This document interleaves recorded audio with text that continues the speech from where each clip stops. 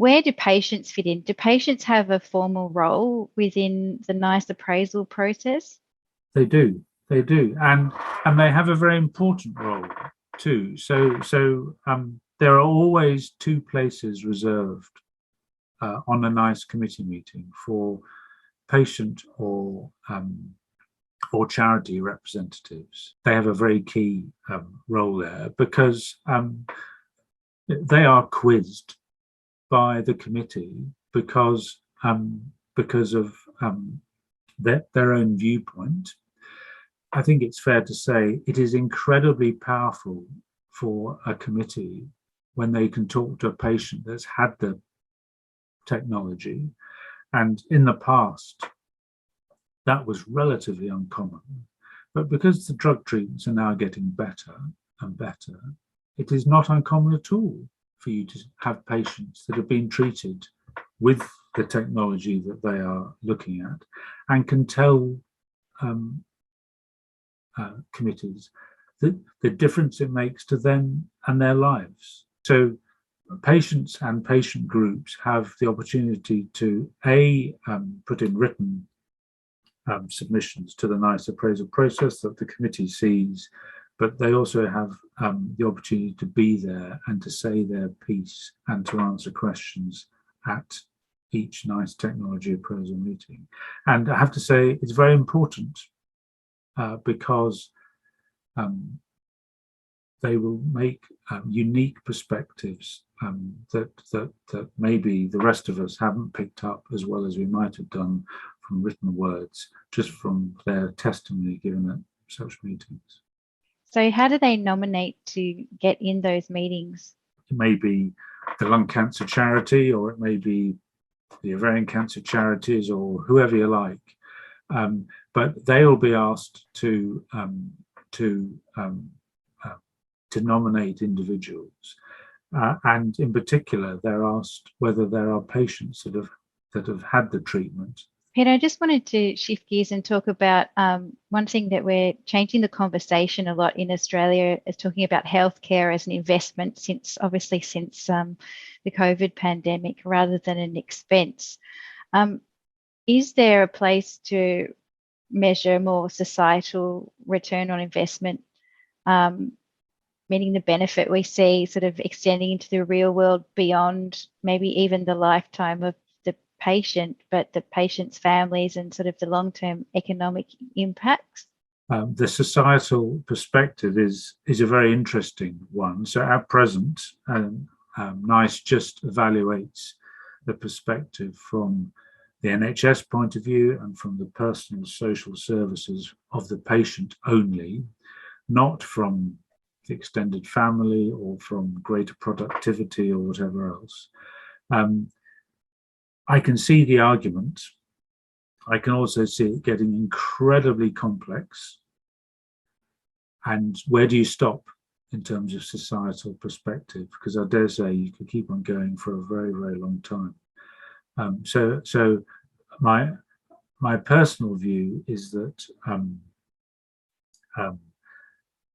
will there be a formal consideration of societal perspective? I suspect not, because it's just too difficult and too uncertain. But I emphasize that's my personal opinion.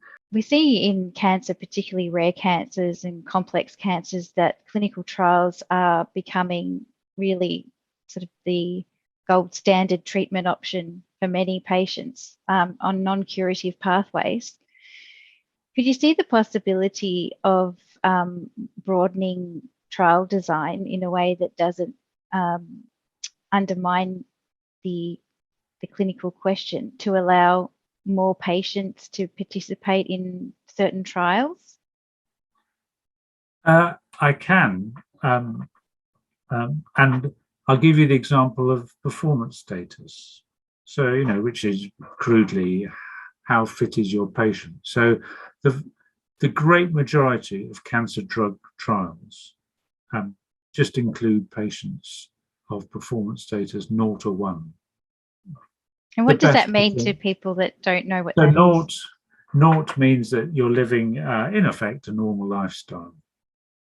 you're up and about and active and doing the things that you want to do, working if work's appropriate. Performance status 1 is again is crudely when you're doing most of the things that you do, but not in a kind of full capacity. Performance status 2 patients, for example, are where you are up and about, you're pottering around at home, but you're having to rest a fair bit. Now, take the immunotherapy trials, pembrolizumab, nivolumab, atezolizumab, whatever you like. Nearly all of them have recruited patients with performance status 0 or 1 patients, the best patients. But in Meaning the real the world, ones most likely to respond? they are most likely to respond. They are also most likely to withstand a decent trial of the treatment in order to see if immunotherapy works. But of course, they are the best patients, and you get the best outcomes with the best patients. So drug companies don't like taking the risk. But in clinical practice, many patients, for example, will have chemotherapy, standard chemotherapy, for at least some performance status 2 patients will have chemotherapy. The problem is that for the newer therapies, often the evidence is lacking. So I would like there to be trials in at least some performance 2 patients, because my clinical antennae is that many of these could actually tolerate the treatment quite well. The problem is that many drug companies are risk averse, and whilst this is a big clinical question, and clinicians and patients will want inclusion of at least some performance status 2 patients, I suspect that it'll be resisted by many companies just because it potentially threatens their, it threatens a number of things. It potentially threatens them getting a marketing authorization.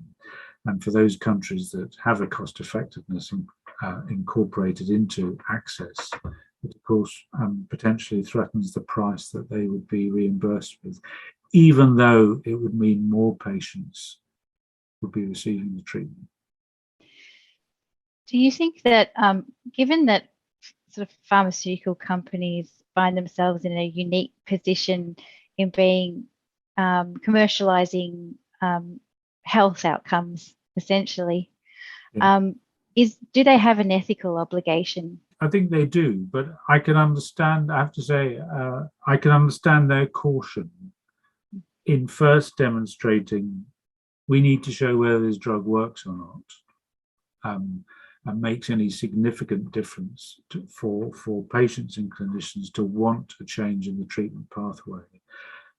But having demonstrated that, I would like to see the follow-up studies to say, yes, we know that such and such drug works in whatever cancer in performance status 0 to 1 patients. We're now going to do a study in performance status 2 patients. Because one has to remember that doctors are always urged to do no harm, and all these drugs have side effects, and the iller you get, the more side effects you get. So I think we have to be cautious. But I still think that there is a role for companies to do trials in patients that are still yet able to withstand the treatment. And I know we're talking about the tools that capture quality of life, like you mentioned, the EQ5D.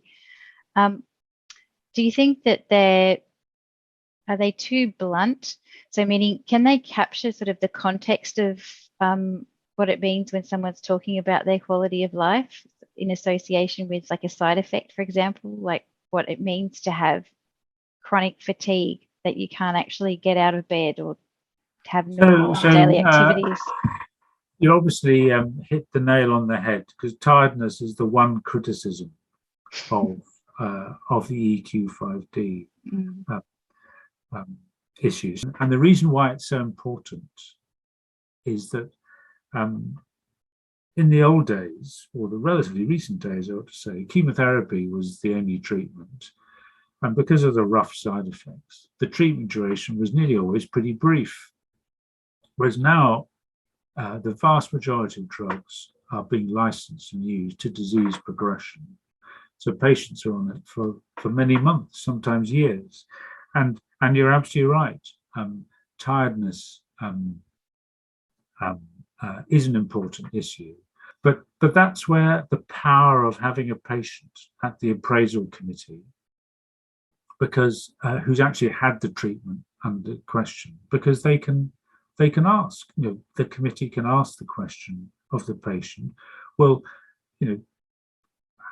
how did it really affect your working day, your day as a mum, or whatever it was?